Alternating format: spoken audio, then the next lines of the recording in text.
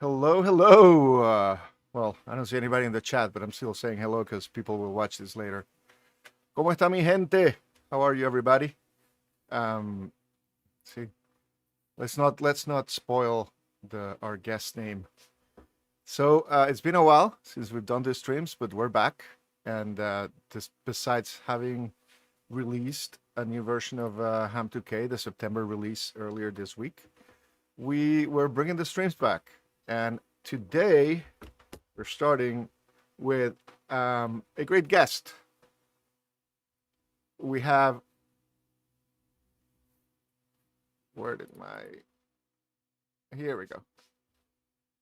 We have Justin, Kilo 5 Echo Mike, coming from Seattle, Washington, from the other coast, which is why we're doing this late at night on the East Coast, to give him a chance to finish his day before wasting the rest of his evening with us. Justin, welcome to the channel. Thank you for being with us. Great. I mean, we normally start with the typical question of, I don't know, what's your ham story? How did you end up here?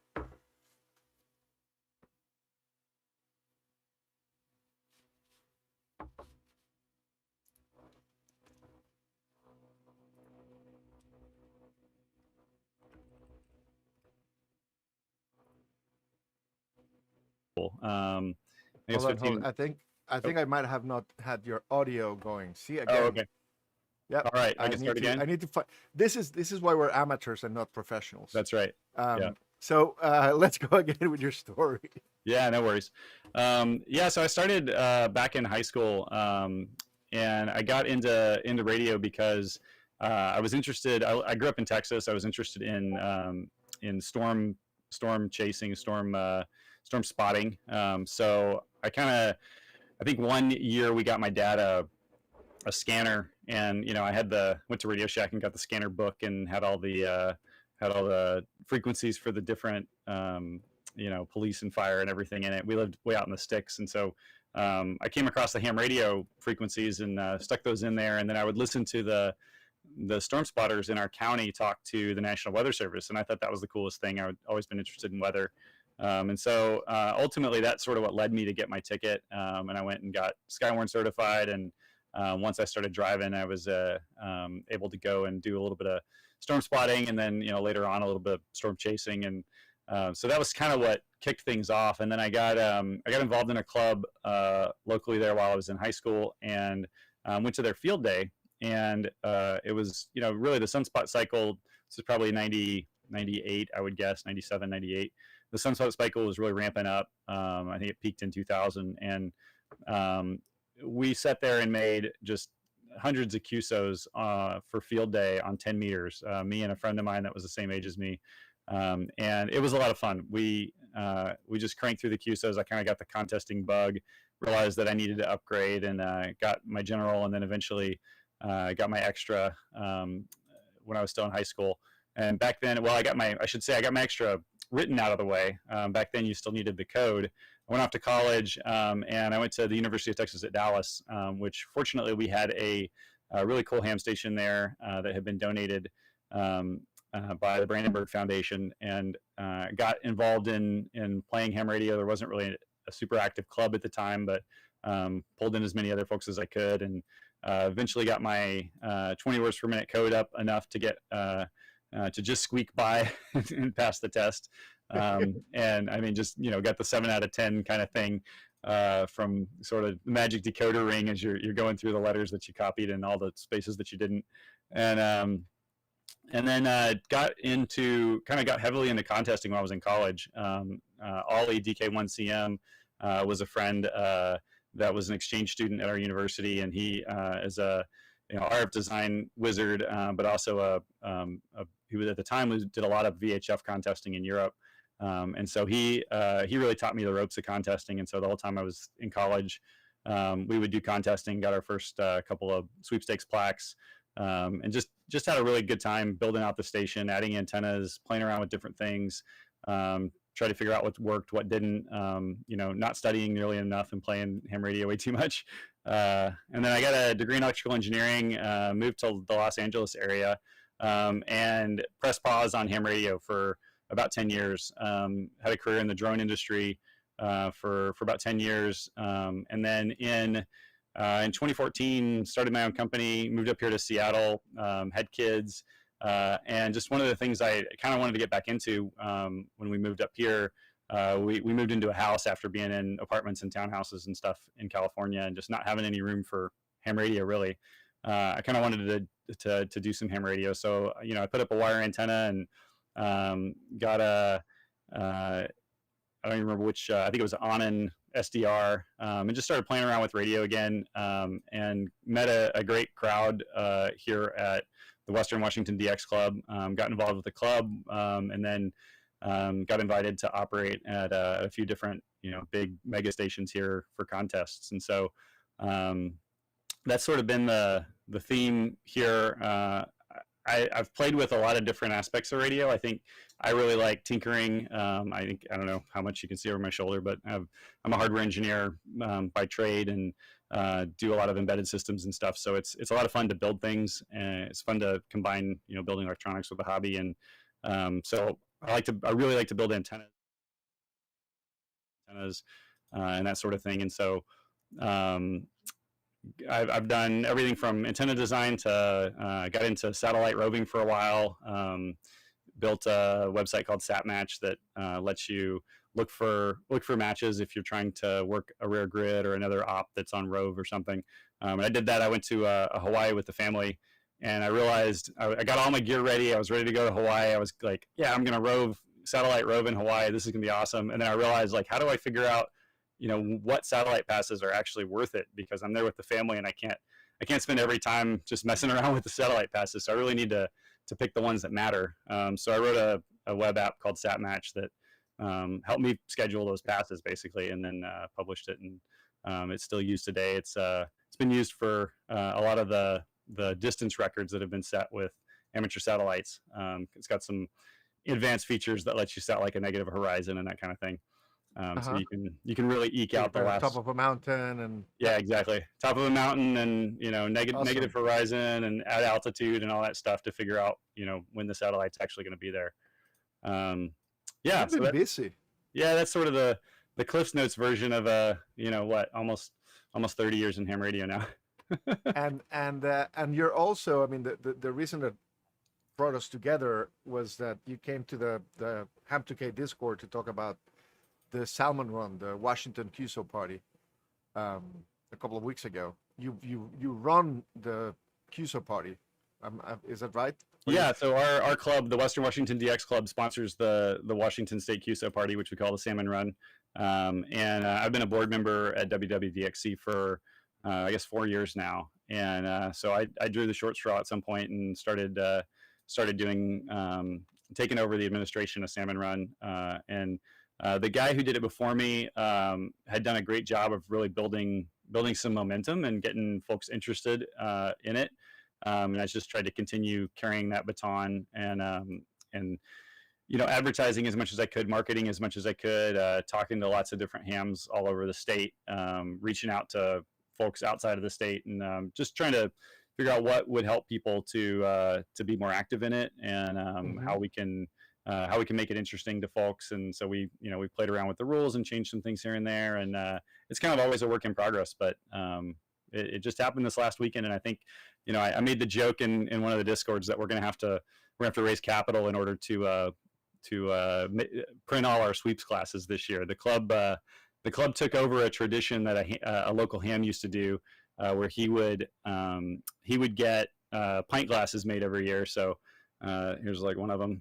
He'd get pint glasses made every year with Salmon Run on them, and he'd sell them, and then usually he would cover the cost for folks that got a sweep. And he decided that he'd done that long enough, and the club decided it was a cool enough tradition that we wanted to take over it. So we took over doing that, but now we're on the hook to give out Salmon Run classes. Yeah. And so we've actually been soliciting donations, and a lot of the local folks have been really great about helping out to pay for that. So it's not too big of a financial hit on the club, but it's a really fun thing to do. People really chase the sweep hard. So they can get their special glass, because we basically have two versions. This is like a clean sweep glass. You can't really see it too well, but And then we'll have the same thing that we'll sell, just to everybody. Hmm. I'll send an email to everybody that submitted a log, and send them a Google form. They can order a glass for me if they'd like. So just that kind of thing to try to, really market it up and keep it on people's minds that, these QSO parties happen and they're a lot of fun, Yeah. and you can always get I involved. mean, and to me, the QSO parties are the one of the best events of the year. The New York QSO party is something I look forward to, perhaps even more than field day at times. It's like it to me is a good chance for somebody with a with a motivation to do some contesting in ways that will be impossible in any other event, because you're Yeah. fighting with all the big guns. Here they're small enough that there's room for everybody, but they're active enough that you get the full contesting experience that you wouldn't get otherwise. Yeah. And also the portable, I found that portable more so than mobile. Mobile being the people who have the antennas in the car and they drive all over the state, going through all the counties or as many as they can. Whereas portable is you set up temporarily somewhere and you can move to different places, but you're not necessarily driving as you uh, as you as you make contact. But those two classes, the mobile class has always been like a big popular way of getting a lot of activity in QSO parties, because you can go to all the rare counties and workstations over and over again every time you switch counties. But the portable to me has and I keep saying it, the secret to an amazing score in a QSO party is work portable and combine it with parks on the air. Absolutely. You do portable with POTA and you basically double your score. It's that's about how it works. Yeah. You're giving away my strategy, Sebastian. No, I've given away, but this is not the Yeah, first which time I I say love. it. Yeah. It's the you want more people doing it. I want the challenge. I've been the last 2 years I've broken records in NYQP, and I mean I won first place uncontested. There were no other people in the category, but the scores I got were comparable, and in some cases better than the high power stations. Um, just because I was in a county line and parks in the air, and you get because you get all the people who are hunting parks that don't even know there's a QSO party going on. Yeah, exactly. Yeah, we this is kind of the theme I've been sharing with folks this year. It's like POTA has become so big, which is it's awesome. It's a lot of fun to go activate. But combining it with a QSO party is really just a blast. And Yeah. there's always going to be a lot more POTA chasers out there than there are QSO party chasers out Yeah. there. I mean, we get on the order of 400 to 500 logs submitted every year, but there's many tens of thousands of POTA Yep. chasers around the world. And so yeah, even this last weekend I was operating and handing out park numbers to folks in Europe and Japan, and people that were calling me. So that's been my strategy the past couple of years. I'll go operate a county line, and I did a lot of GIS work to figure out, okay, what county lines are also in parks, and there's some challenges to that. So our rules are pretty specific. Some QSO parties will allow you to be just within 150 feet of a county line, or something like that. We've always, as sort of a DX and contesting club, I think we're always okay with it being a little more challenging, and we want to attract the folks that I think are chasing paper. And historically, before POTA, that was county hunters, right? The folks who really participated hard in QSO parties were people who were trying to work all counties in the U.S.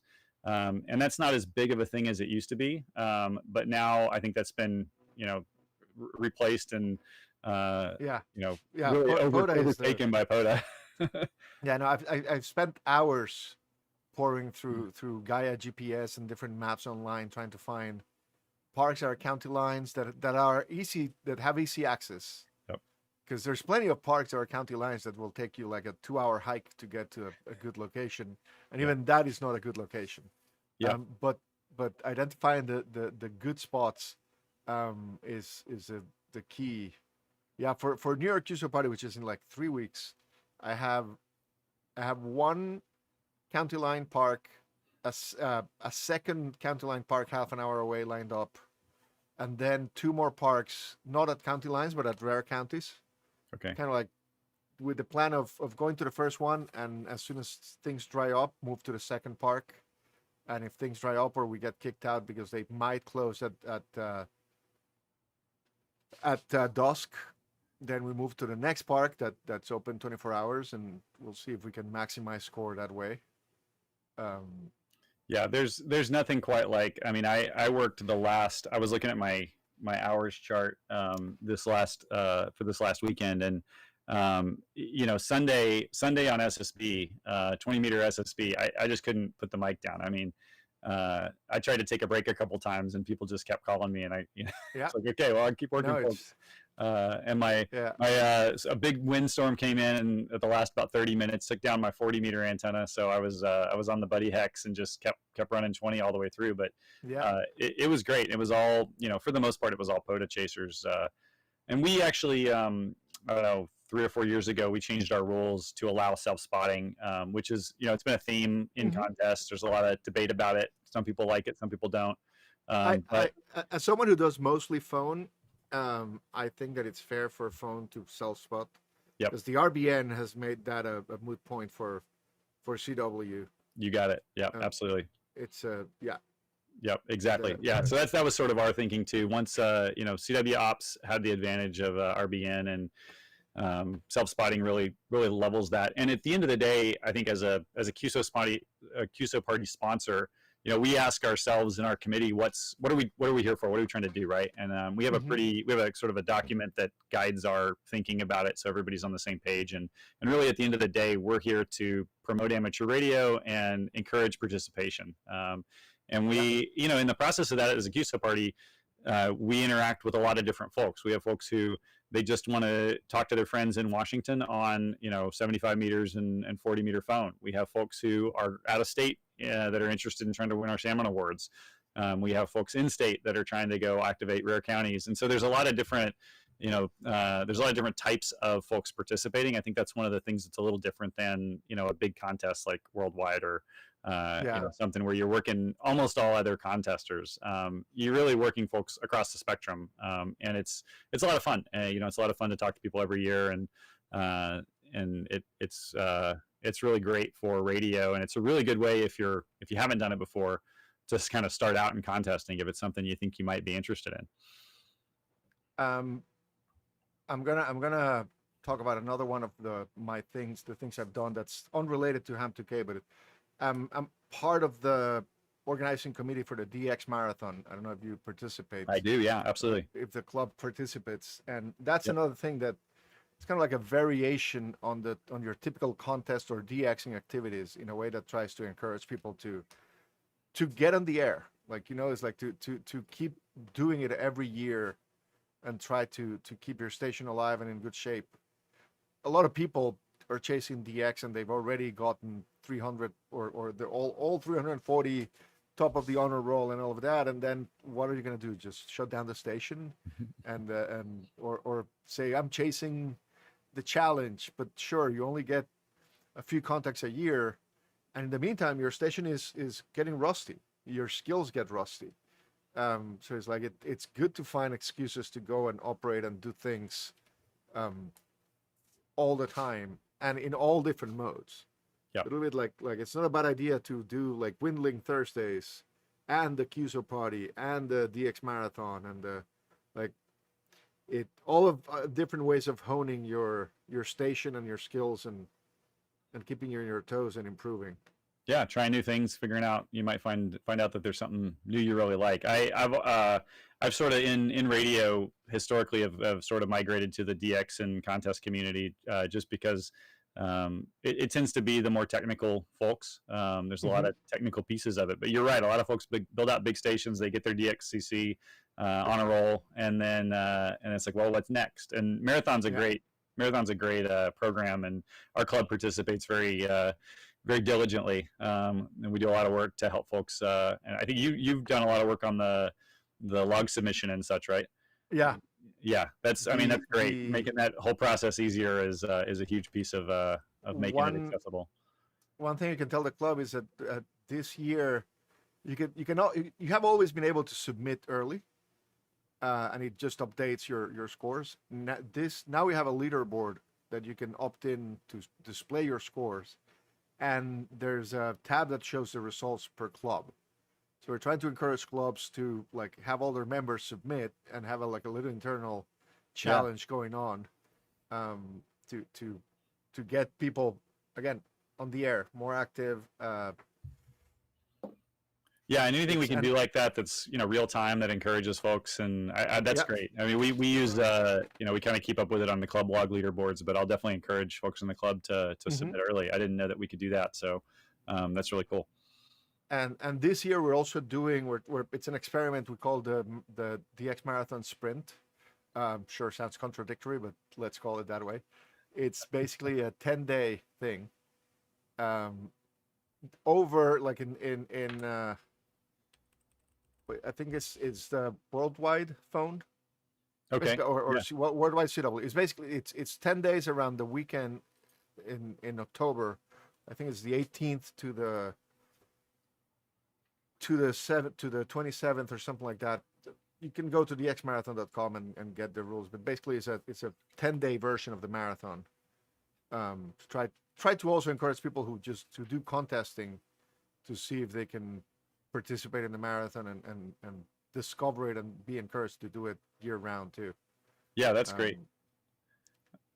Chasing DX is a real passion of mine. It's been fun. It's getting harder and harder. There's a lot of entities that are not active. There's a lot of entities that that hate to say may never be activated again just because of rules and regulations. And it's getting more and more expensive to put on an expedition. I went on my first expedition a couple of years ago to Palau, and it was quite it was a lot of fun. I really enjoyed it. I want to go again. Like you, I have a family, and it's hard to get away for 2.5 weeks. Have you been buying lottery tickets? Yeah, exactly. I think that's a strategy. That's a strategy. It is not a cheap endeavor. We of course try to raise money, and it's we had a lot of great donations, but the operators at the end of the day still put a lot of money on the table to do it. And some of these bigger expeditions, it's $15,000, $20,000, $25,000 is the fee to just get on the team, right? That's what everybody's bringing. So it's a challenge, and it's not getting any cheaper, and a lot of these the strategies that folks have come up with are great, but they don't necessarily solve the problem altogether, right? You still have to physically get there, and that's kind of like the rib and the ribs. Yeah, exactly. Solutions like that. Yeah, it makes it more likely that you get permission, and it makes it easier to deploy and get going. But yes, you still have to get next to the island and put a boat on the island and set up the rib and set up the network and have everything work. Yeah.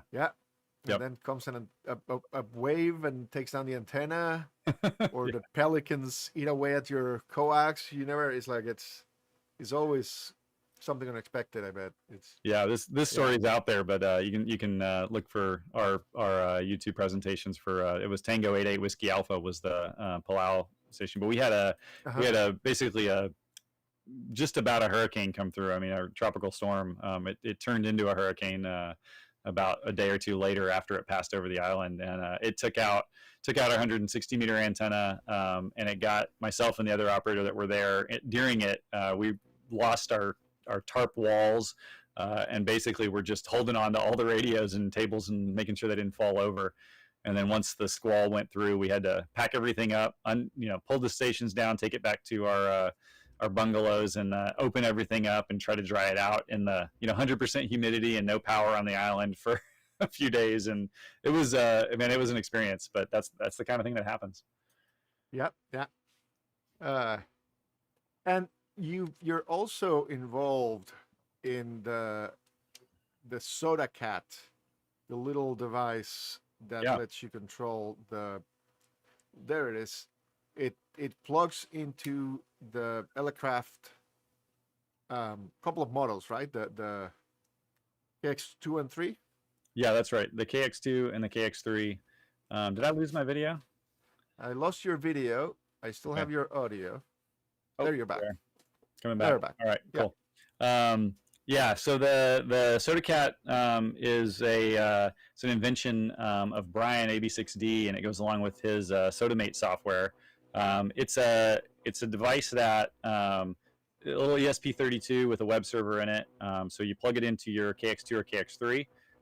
The microcontroller talks to the KX2 or KX3 over serial, and then it presents a web API. So you can go in on your phone, and you can there's a couple of different things it does. If you have cell service, it presents a web page, and the web page then goes out and gets both the soda and the POTA spots, and then you can click to tune off of those spots, which is really handy. So you can just go through the list, click on those, see if you can hear the stations.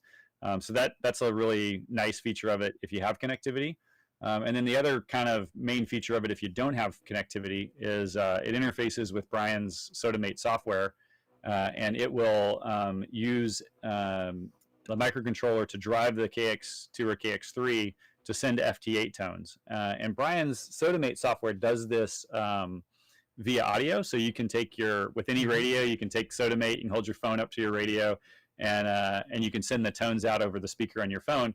But of course, you have wind noise, the mics aren't that great. And so just the indirect audio coupling, it works, but it doesn't work, that great. And so the sort of key idea with SodaCat is it actually drives the Elecraft radios directly, basically puts them in like an FSK mode, changes the oscillator frequency to create the FT8 tones.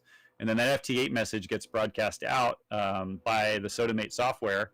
And then skimmers pick that up. It gets dumped back into Brian's system and gets turned into a little, basically a call sign / a little 4-letter hash, gets turned into a park number or a soda summit, a frequency, a mode, and that all gets spotted just like reverse beacon network. And so if you're somewhere off grid, it's a very reliable way to post a spot. No, it's a brilliant idea. It's one of the best hacks I've seen lately for around ham radio, and this is a hobby full of hacks like that. It was a brilliant idea. Someone in the YouTube channel chat asked, "What's 160-meter antenna did you have on the Expedition?" It's Abe KC3WOA. Yeah, so we had the tallest spider beam pole, which I'm actually forgetting which height it was now, but the tallest one you can get. And we built a vertical with a top hat, and then we had 32 66-foot radials. So basically a top-loaded vertical, and it worked great. We worked, I think before that expedition, I think maybe only 1 or 2 stations in the UK had ever worked Palau on 160, and afterward, I think we'd worked something like 35. So we did a lot of work to activate the low bands. Rob N7QT organizes or helped organize the expedition. He's been on a lot of expeditions, and one of the sort of hallmarks of his expeditions is he likes to go in the fall when the low band propagation's decent, and then he likes to make sure that he activates the low bands, because a lot of these places it's hard to put up big antennas, right? And so coming up with creative ways to do it and putting a signal on the air that folks can hear on 160 it's a challenge, but we were able to do it in Palau. Yeah, all of these islands tend to be very windy, so it's not easy. Yeah, and those spider beam poles, putting up the 12-meter version by myself is one thing. Putting up the whatever it is, 20-meter version, 25-meter version, it's like trying to push a piece of spaghetti up in the air. Yeah. What are you looking forward in the next few years? Oh boy, especially now that the solar cycle is coming to an end. Yeah, the solar cycle is going to wane. What am I looking forward to? Well, I just had knee surgery this year. I blew up my knee skiing back in March. So one of the things I'm looking forward to is getting back on more SOTA summits. So I've kind of take a hiatus from SOTA this summer, and I'd like to get on more summits. I'm not really on the road to Mountain Goat anytime soon, but it's a fun thing to do. I really like getting out, especially here in Washington in the winter. It's just an hour drive up to the mountains, and I can put on skis and do backcountry skiing and hike up to the top of mountains in the snow. And That part of it's just really enjoyable for me. So, even as the cycle wanes, that activity is still pretty reliable. We've got a great community here in Western Washington, Oregon, Idaho, that does a lot of outdoor activities, and so you always get chased, even if it's just 40-meter, invis.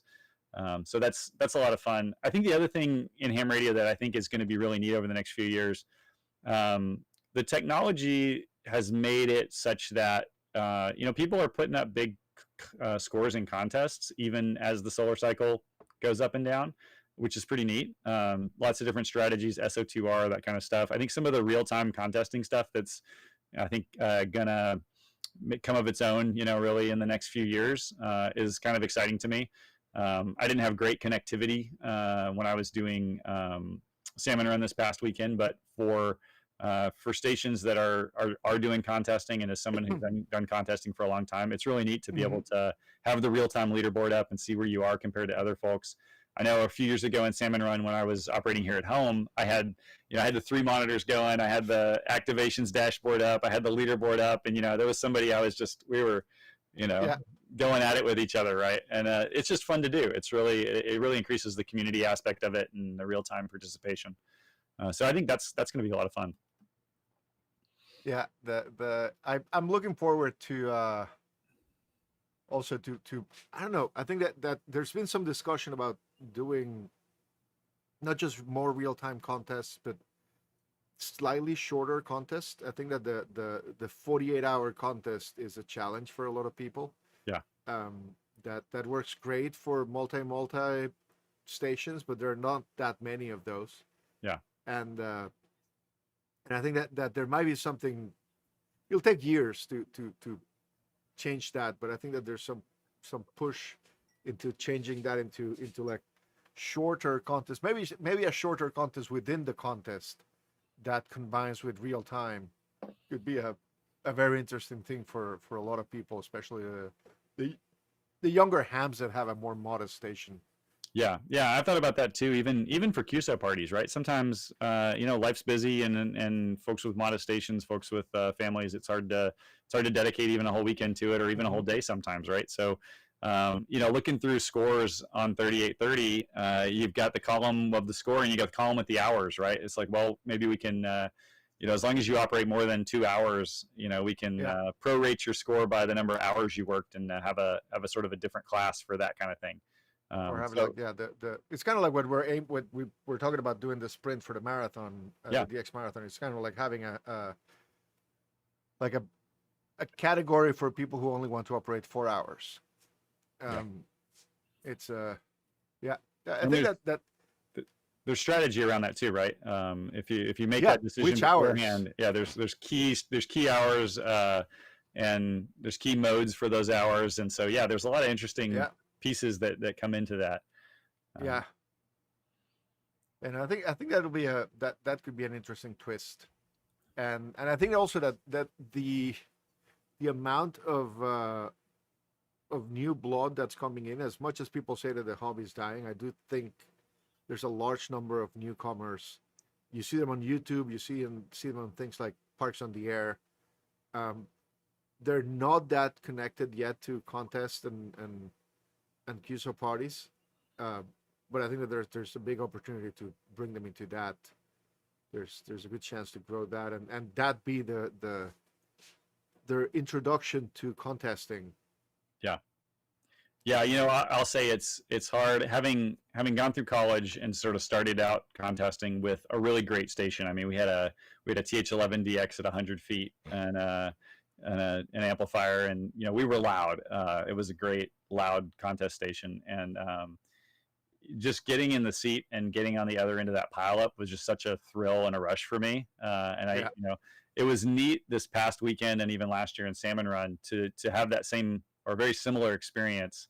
100 watts in my car running off of LiPo batteries, and it's great. That's right? been the thing with Parks on the Air for me, is you can get a pileup in the middle of an afternoon with 100 watts.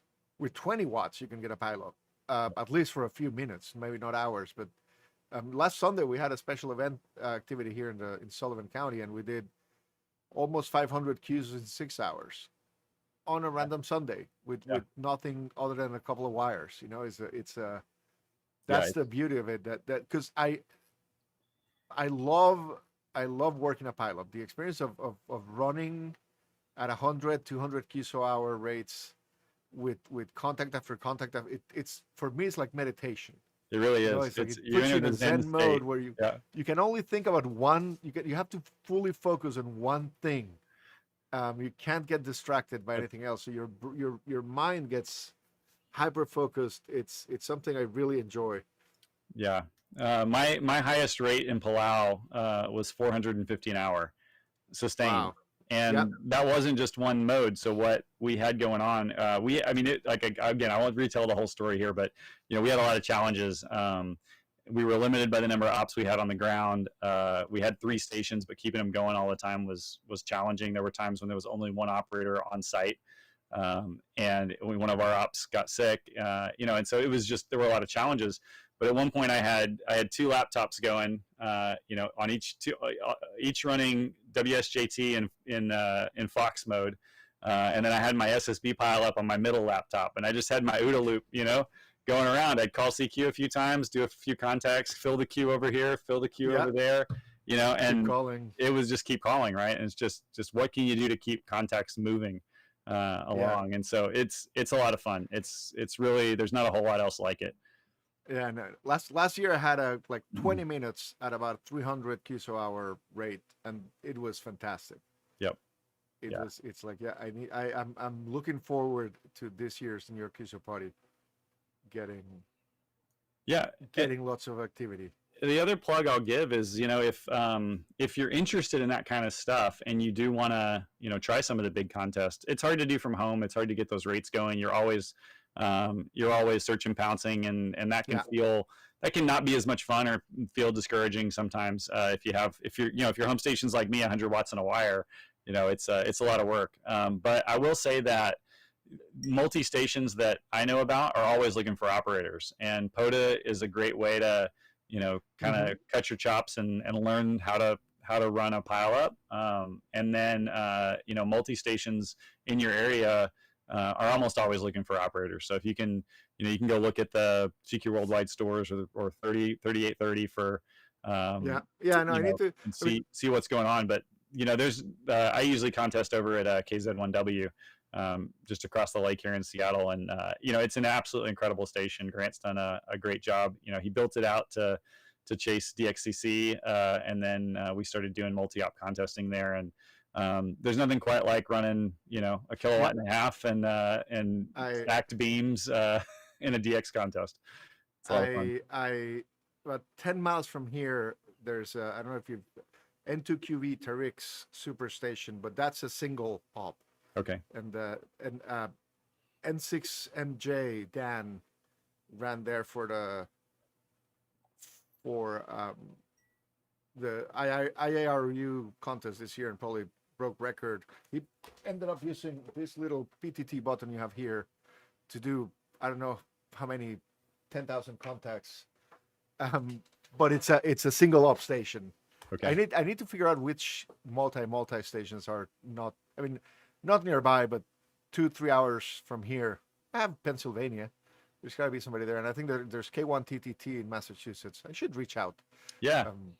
I would always encourage folks to reach out. The worst somebody can say is no, but my experience is if you're eager and interested and have basic operating experience, they're happy to teach you. And the thing that amazed me, there was I think when I was in college and I was contesting, it was really learning about contesting more than it was anything else. It was really the basic training.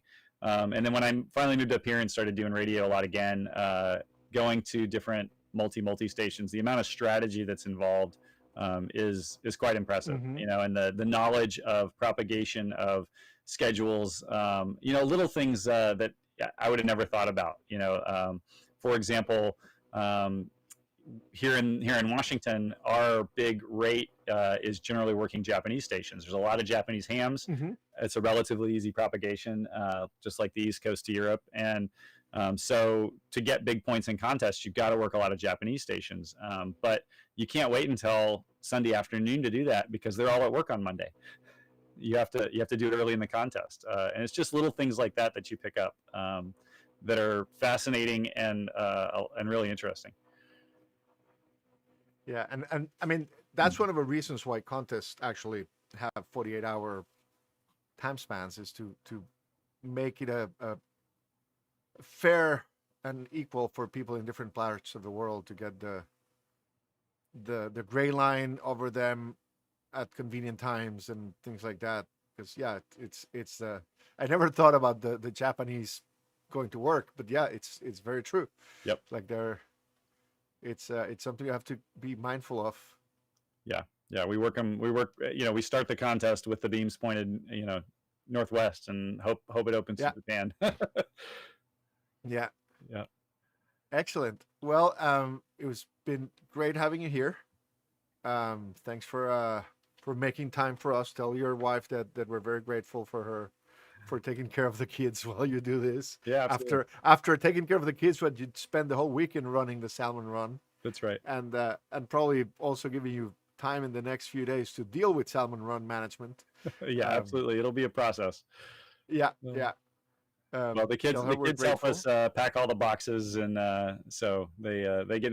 It's a family Salmon Run every year becomes a family ordeal. That's good. Child labor is an important thing to take advantage of. Absolutely, they gotta earn their allowance. Well, thanks for having me. It's been a lot of fun. Yeah, no. Abe on the chat asks if there's a chance of Apollo and Soda Cat collab. We've been talking about doing a Soda Mate. I was talking with I forgot his name. About integrating Soda Mate with Brian to do some direct connection between Soda Mate and Polo, and we kind of both dropped the ball. But I definitely want to do something there, and potentially use the Soda Cat. Like it might be a good way to do cat control on the KXs. Yeah, absolutely. For sure. And I think, one of the things I'm starting to look at, I actually have a couple of ICOM radios on the desk, which is a whole different crazy story. I got eight IC 706 Mark II Gs from a university auction that were used in a piece of industrial equipment, and I got them all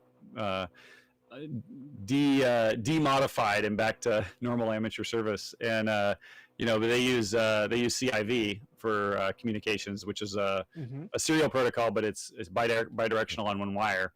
And so I've been playing around with trying to get SodaCat to talk to them. So there's some possibility, no promises, but some possibility that we might be able to expand. Expand a little bit. That's a CIV version. That'll be great, because I find I got a 705 to try to work the Wi-Fi protocol. Their Wi-Fi protocol is basically CIV over UDP. Oh boy! But they decided that UDP was not reliable, so they implemented retry control and checksum control and ordering. So they reinvented over UDP. TCP. They basically reinvented TCP, their own version of TCP. Yeah. Which is like. Yep.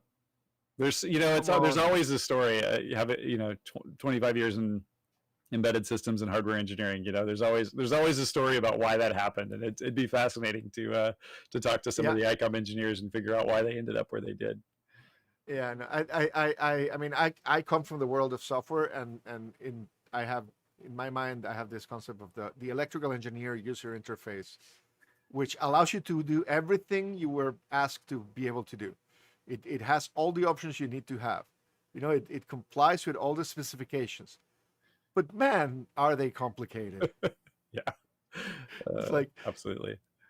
It's my perspective is how can we make it easier? I mean, if we could run Hamlib on SodaCat, I'd do that for sure.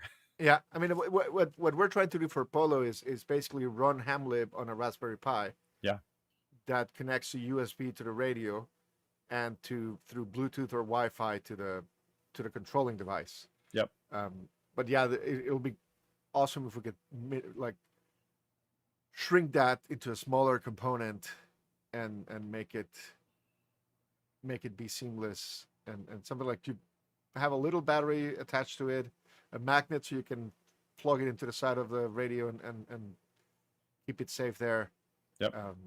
We'll keep working on that. Well, I'll have to And send you one and you can play with it. yeah, and I need somebody else to send me a KX2 I don't have an or extra one of KX3. those. Sorry. But maybe one of your watchers will. Yeah, Cool. excellent.